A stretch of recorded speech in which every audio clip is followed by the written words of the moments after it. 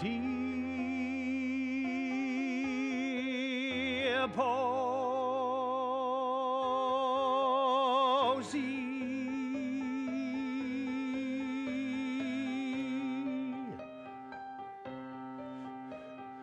dear Bosie,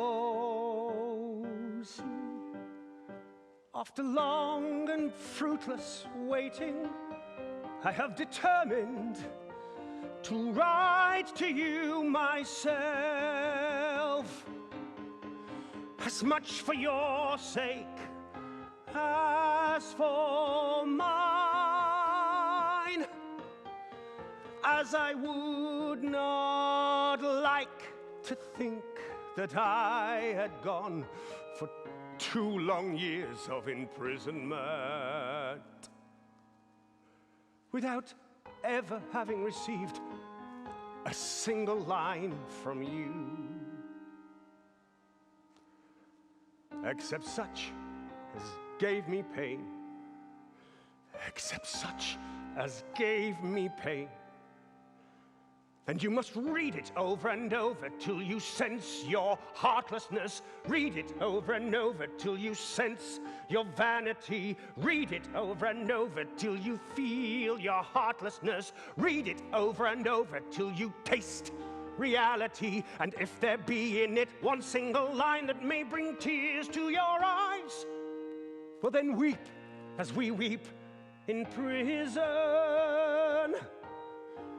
when the day, no less than the night, is set apart for tears.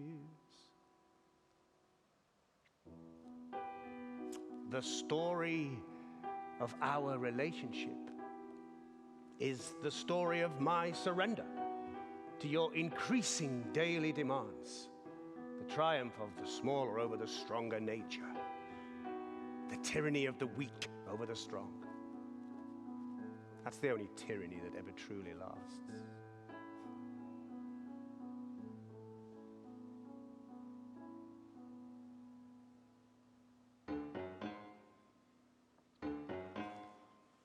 The basis of character is willpower, willpower. But my willpower became absolutely subject to yours. Your basis of character was to take from me, punish me, abuse my love, and always leave me lost in despair.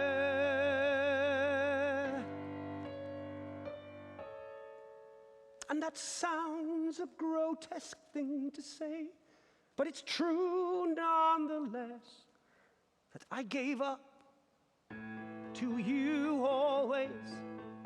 Then as a natural result, your efforts at domination and your exactions grew more unreasonable. Your meanest motives, your common appetites, your lowest passions became to you the laws by which the lives of others should be guided. Knowing that by making a scene, you would always have your way.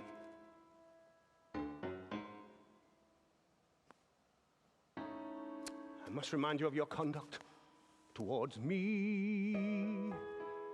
Back in Brighton, you fell ill, so I waited on you with affection and such tenderness. I nursed you as a mother would nurse an infant. Every luxury for you was afforded, and I never left your side. I invented things just to please you. I invented things just to please you. You recover. I then catch the influenza from you. You then disappear to London, and you do not return, all the while dining out at my expense.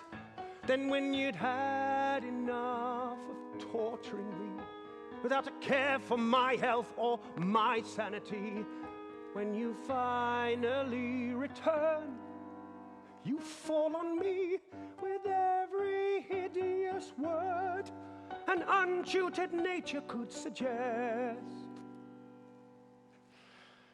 You accuse me of selfishness for expecting you to stay with me when I was ill. What natural talents you have for coarseness. What an entire lack of imagination you have.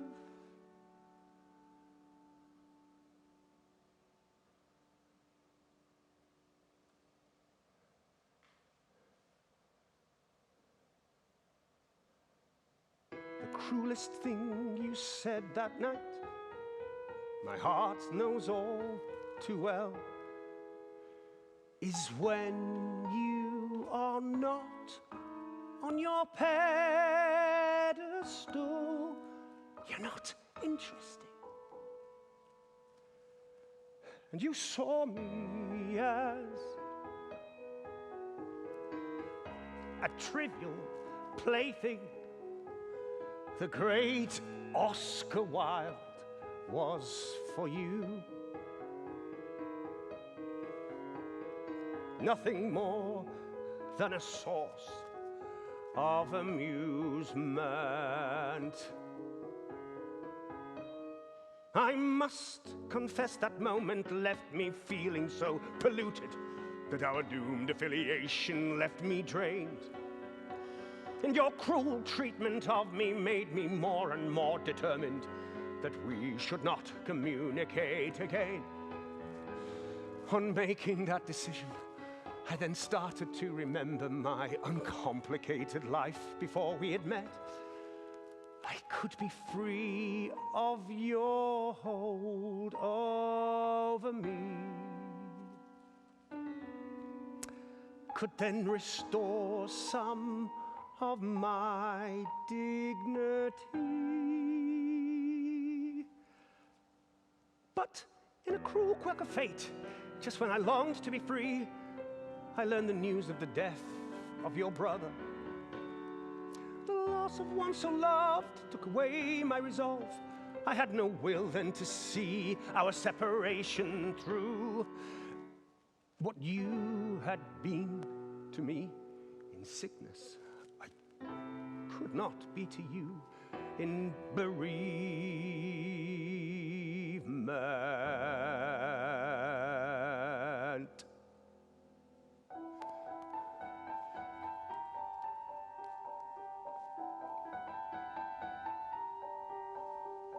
The gods are strange. They punish all our vices. But they also punish what is good and pure. In that moment of unselfish love and kindness, I had lost my chance at happiness once more. If only I'd have left you to your pain, turned away and hardened my heart, refused to let you in my life again, I would not be alone in the dark.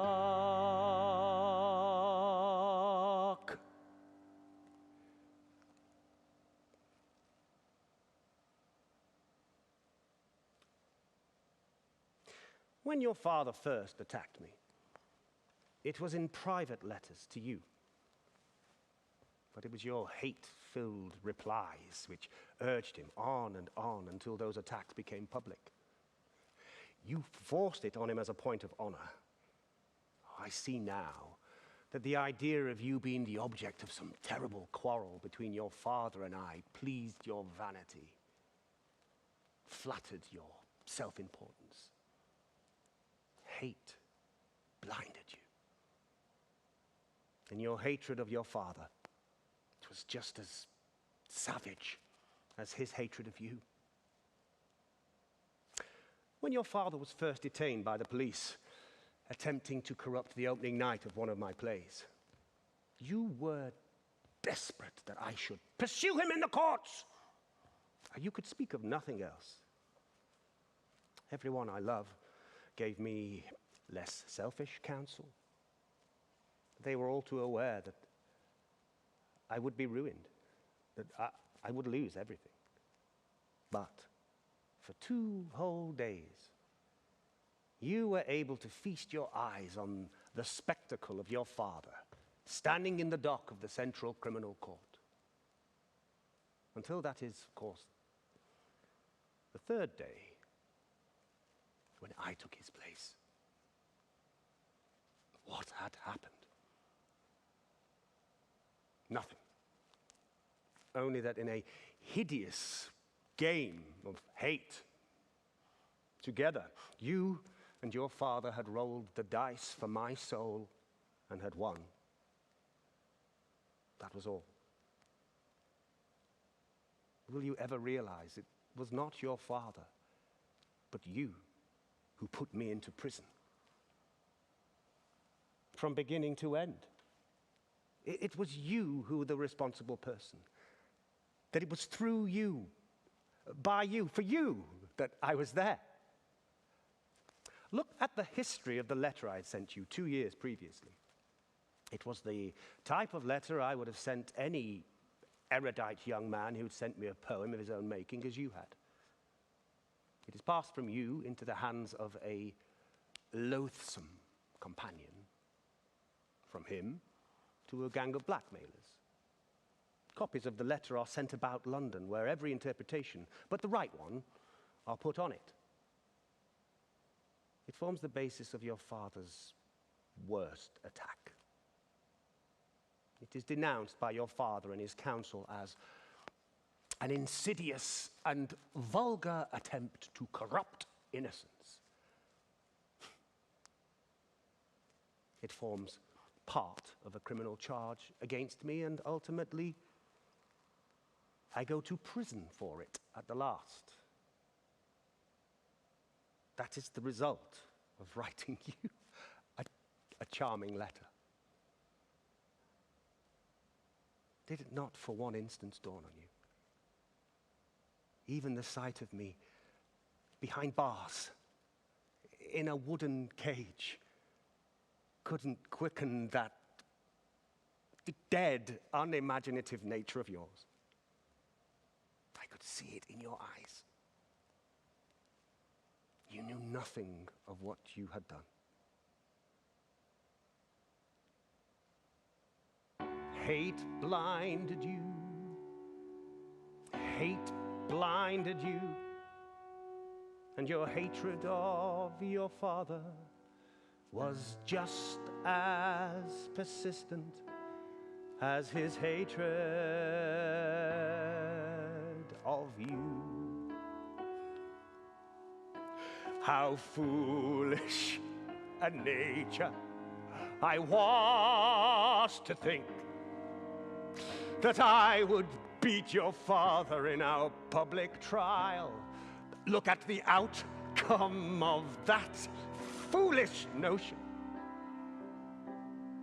During the trial, you had the sentimentality of a spectator at some pathetic play, and you were its author. Hate blinded you and imprisoned me.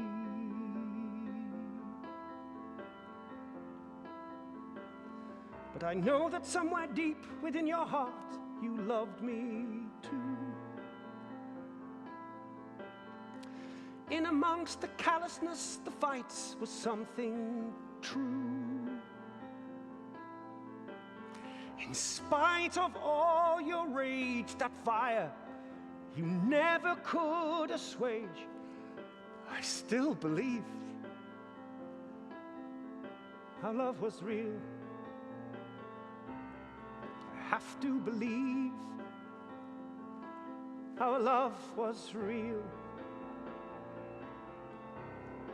I know my place in literature and art excited you. And the luxury and style in which I'd lived had charmed you too.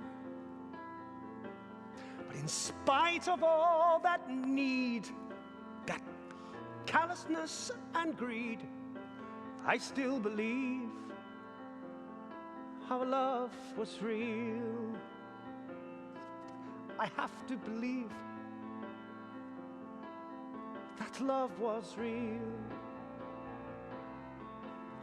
But now I see so clearly what I always ignored, that all-consuming hatred that you bear overshadowed any love or care. The hatred in your soul, the darkness and the cold, left no room for love there.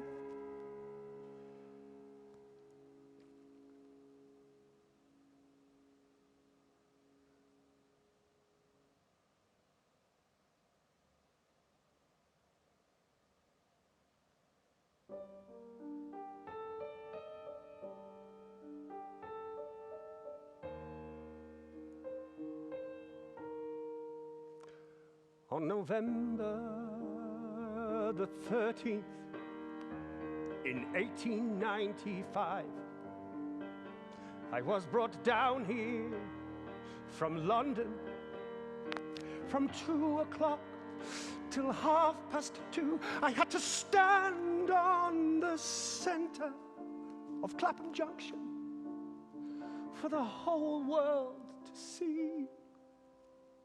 People saw me as a grotesque object. The great Oscar Wilde brought to shame. Nothing could exceed their amusement. And after that devastating moment, I cried for a whole year, for exactly the same amount of time, at exactly the same hour.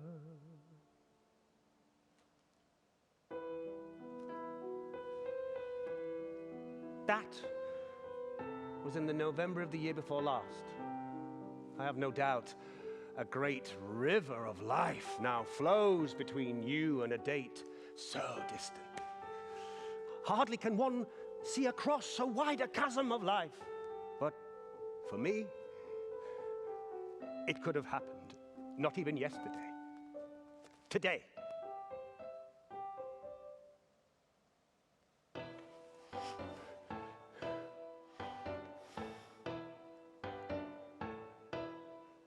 For us, suffering is one long moment. You cannot divide it by seasons. You can only record its moods, then chronicle their return. It is always twilight in our hearts. Us poor thieves and us outcasts, we exist, but in shadows of crime. For us, suffering is one long moment. It's the season of sorrow. The moon, it is taken from us. It is always twilight in our hearts. Us poor thieves and us outcasts, we exist, but in shadows of crime. We think in eternity, but move slowly through time.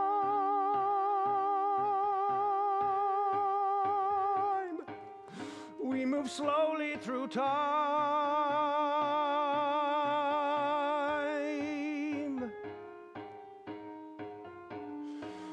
We are the grotesques. We are the zanies of sorrow.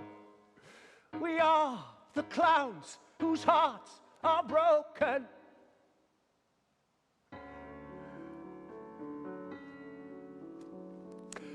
A convict once said to me, I'm sorry for you.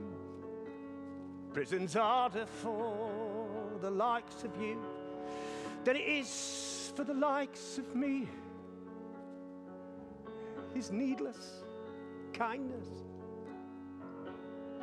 brought tears to my eyes. His generosity of spirit at that moment kept me alive.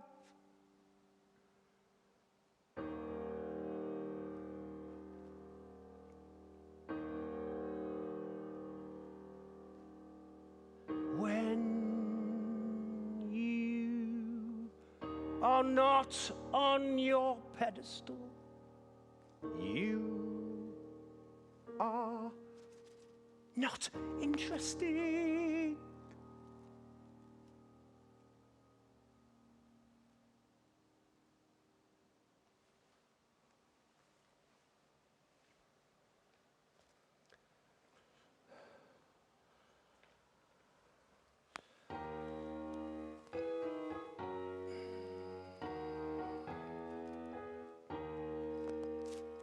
The gods were kind, they gave me everything.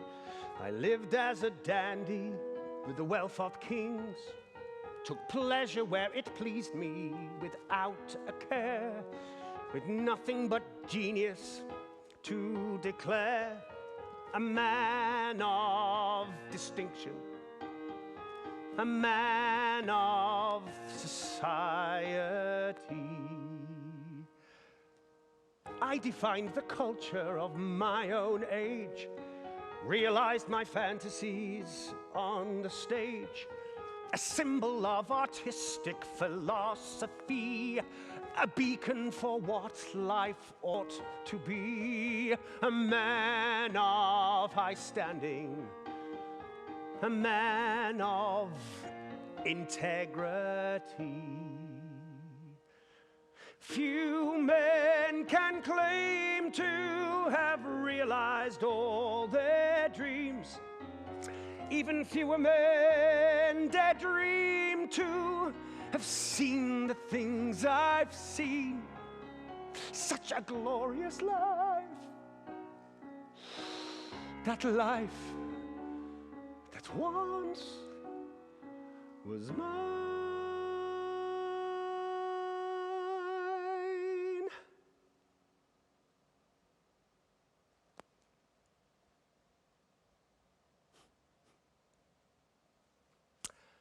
Had I chosen, and I could, on either trial, have saved myself at your expense.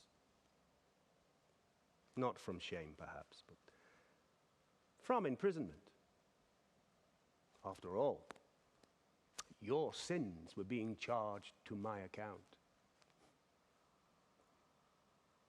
Had I cared to, I could have shown that the three most important crown witnesses were carefully coached by your father and his solicitors in order to maintain the illusion of your virtue.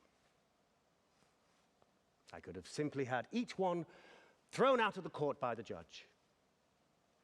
I would have walked out with my hands in my pockets, tongue firmly in my cheek. A free man. And I will tell you, the greatest pressure was put upon me to do so. I was begged, entreated to do so by my people, whose sole concern was my welfare.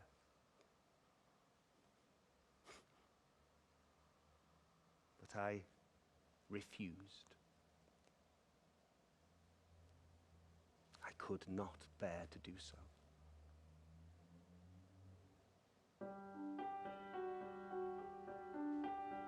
And I should tell you, I have never regretted that decision. Sins of the flesh, that's nothing, but sins of one's soul, that's shameful.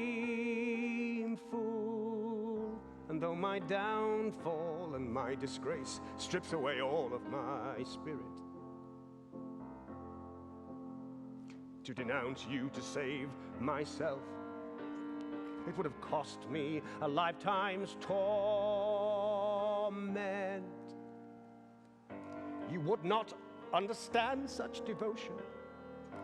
You couldn't even start to sacrifice yourself for another. No, you wouldn't have the heart.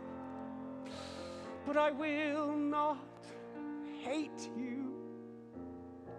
I refuse to hate you. I must have love in my heart. I won't regret having loved too strongly, for living life with grace. I won't regret simple human kindness, although it brought disgrace.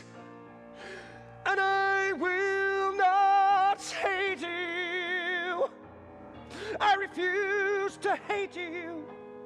I must have love in my heart.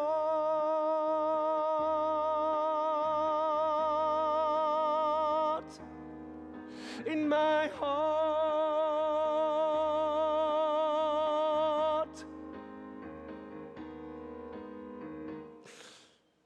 No, I will not hate you. And I will have love in my heart.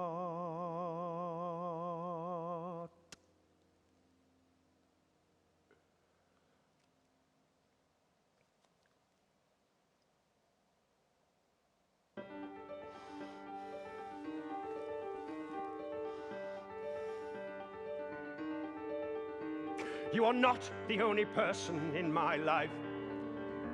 It may have escaped both our attentions, but I have a wife and two beautiful children.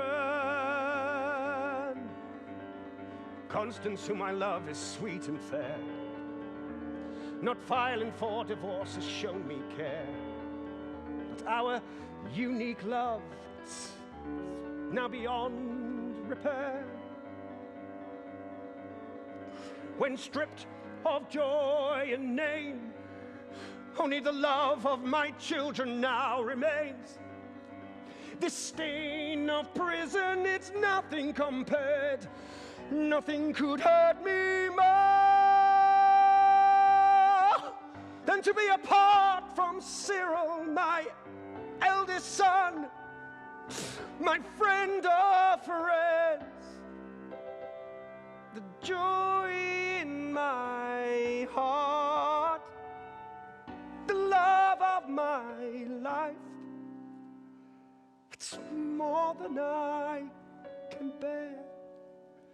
It's more than I can take, more than one soul should endure.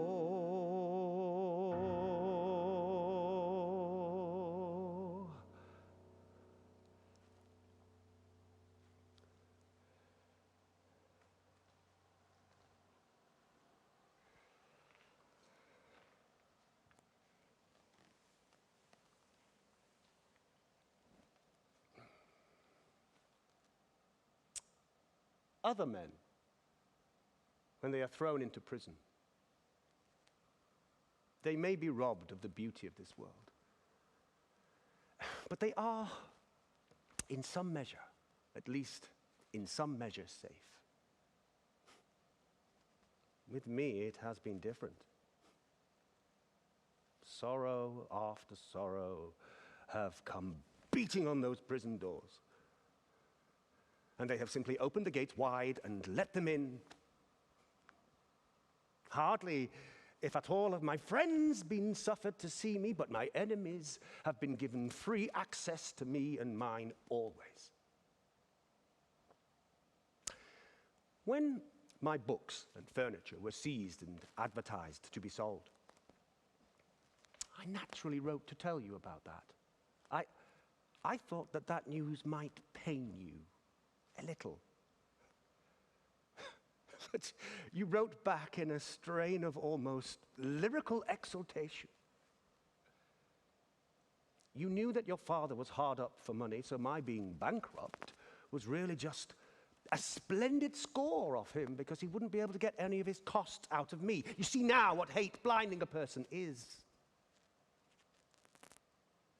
All of my life-defining,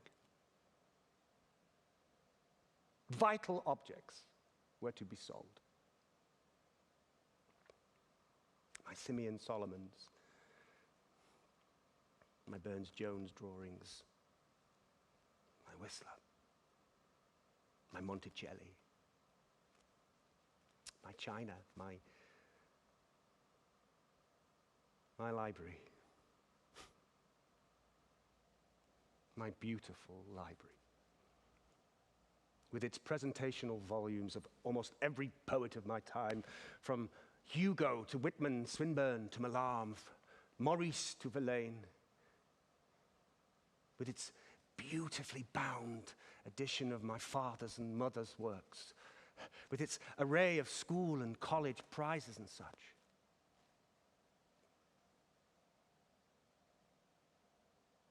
But you said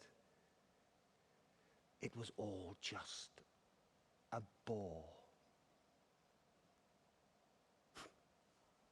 What you really saw was the possibility that your father might lose a few £100. And that paltry consideration filled you with ecstatic joy.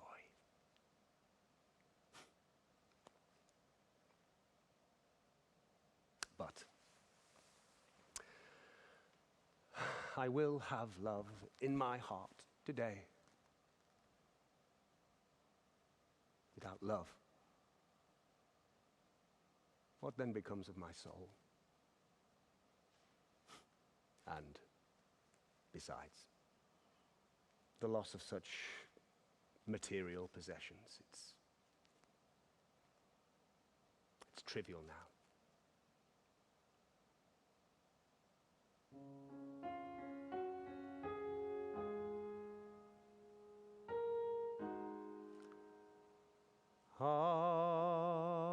After 3 months in prison, my dear mother dies. I, Lord of Language, have no words to describe my anguish for polluting a noble family name. So august is that burden, such a heavy shame.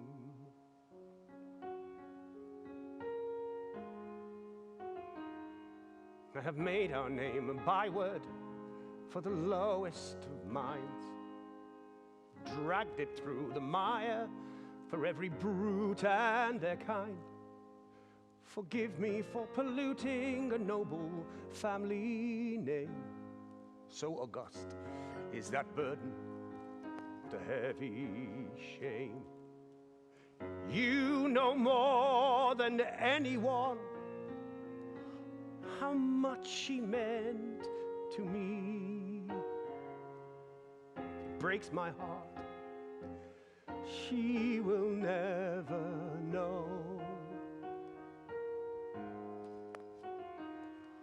The name which she bequeathed me was respected and admired. My mother was my inspiration, in whom I could confide. I loved her charm, her wisdom. How vivid now seem those memories of our sweet and loving home. What do I do now she has gone? After 3 months in prison, my dear mother dies. I, the Lord of Language, have no words to describe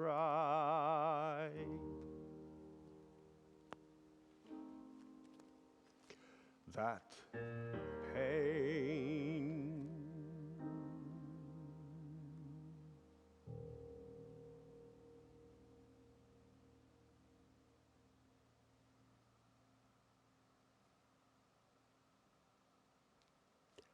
Hardly has that wound been healed by time, when today, violent, harsh, bitter words come to me from my wife. I am taunted and threatened with poverty. Oh, that I can bear. I can school myself to far worse than that. But today, I am told that my children are to be taken from me by legal procedure.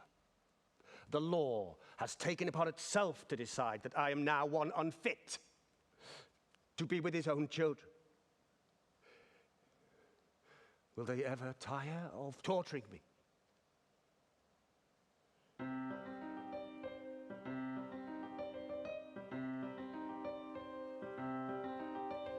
Take him down, this foul depraved. Lock away this perverse creature. See the zany tramp the yard. Lock away this devious monster. How sick the love that dare not speak its name, my name, now and forever will be shamed. Tear him from his pedestal, starve him of all human kindness. Close your hearts and close your minds. Strip him of what makes him human. Unfit, unfit to father my own sons, my sons. What is there left to lose?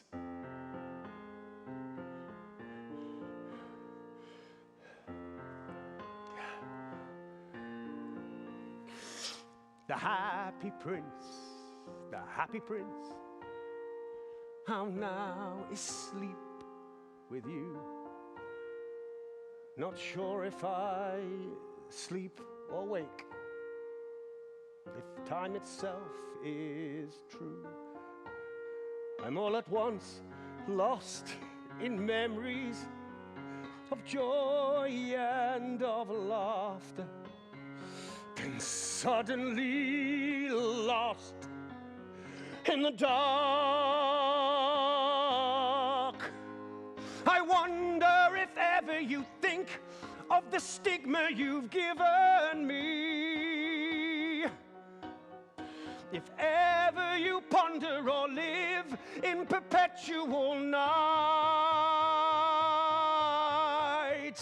And do you wake up in a cold sweat and struggle just breathing alone in the darkness, the walls closing in as you pray for the silence to cease with its torment? How sick the love that dare not speak its name, my name, now and forever will be ashamed, he's unclean, unfit to father his own sons.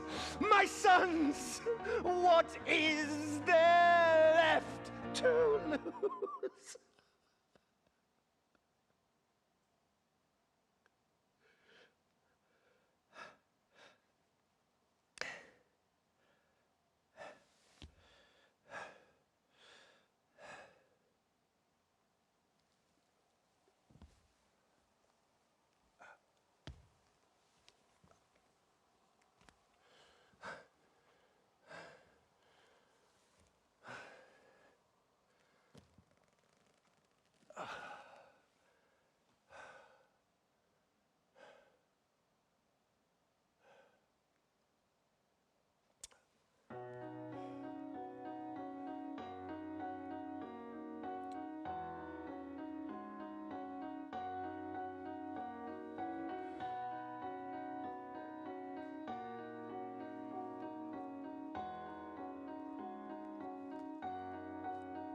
My life has been a symphony of sorrow,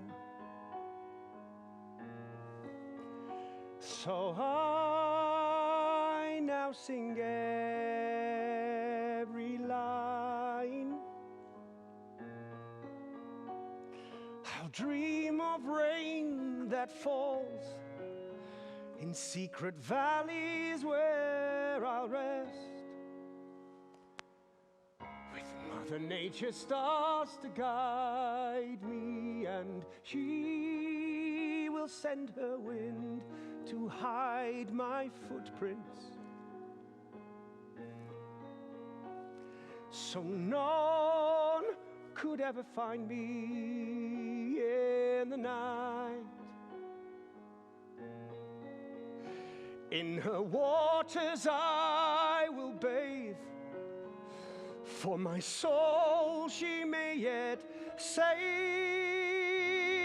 and I will sing the daybreak song, or the music of the nightingale.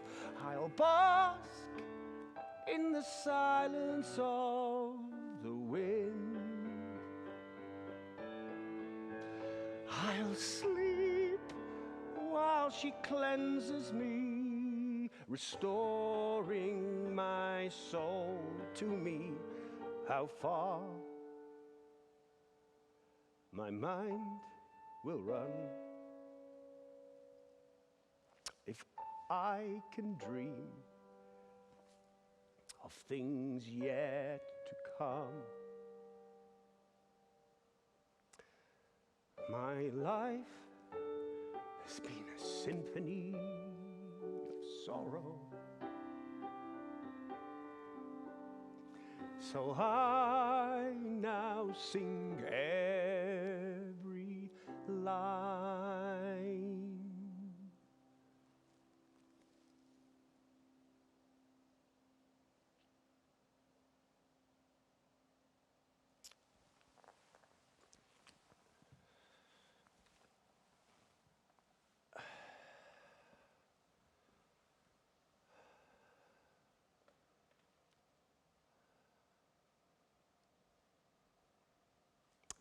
I do know that neither you nor your father could possibly have ruined a man like me. I have ruined myself. I see that. I do. Terrible as what you did to me was. What I have done to myself, it's far worse still. I let your father frighten me, and I let you dominate me. I ceased to be lord over myself. I was no longer the captain of my own soul. I let you lure me into a life of senseless and sensual ease. Took pleasure where it pleased me and passed on. I grew so careless of the lives of others. I let you be the absolute ruin of my art. I let my life be dominated by a friendship completely at odds with the contemplation and creation of beautiful things. I have been the spendthrift of my own genius. And these crimes are, to me, far worse than any charges brought against me in a criminal court. And if this prison, is to be my punishment for those crimes,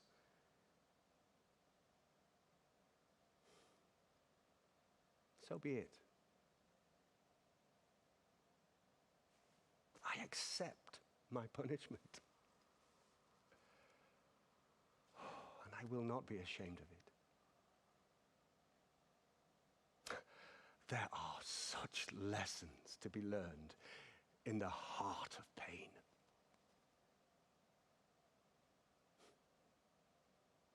And one day, I hope to be able to say that the two great turning points in my life were when my father sent me to Oxford and society sent me to prison.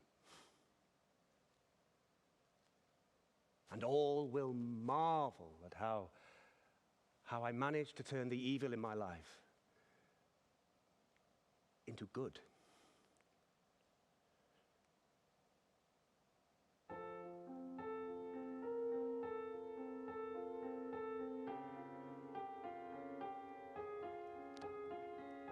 These are my words,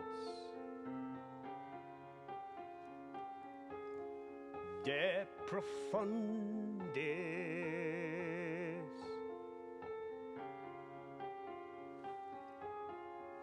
They are from the depths of my very soul.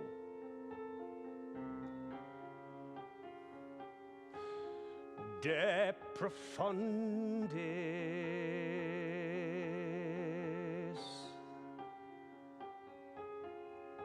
And though its meaning is absolute, I pray for the man and the time it took, but there's not a word you can refute, and not one line I should reconstruct.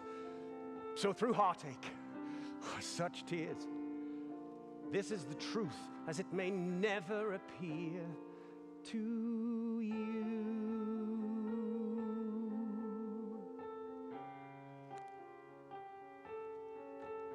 If I can't have you,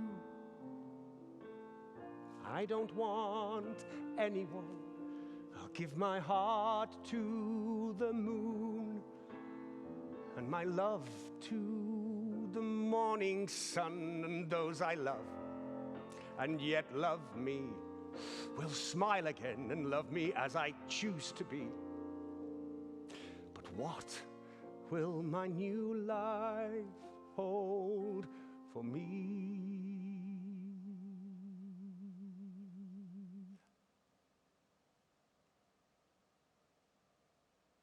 There is a man, he's unafraid, his head is held so high, he walks in sunlight, unashamed, under a deep blue sky. He walks in fields of lilac blooms, made restless by the breeze. He walks along a golden beach, besides the glistening seas. He pours his soul into his art,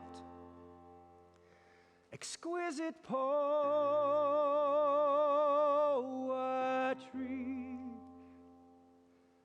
society is left transfixed by works of such beauty. He's loved and cherished by his friends. They see a man revived. His sons are proud to bear his name, and in his care they thrive. Soon I'll be free, free from this cell, free from this dark, free from this hell. And I will wake, and I'll delight in all I see and all I write. And I will wake, and I will give, and I will love, and I will live. I won't regret the life I had, and I won't forget this place. But I will try to be that man who lives his life with grace. I'll be that man, I'll try to be, and I'll hold my head so high. I'll walk in sunlight, unashamed, under a deep blue sky. And I will sing for forgiveness, and I will have love in my heart.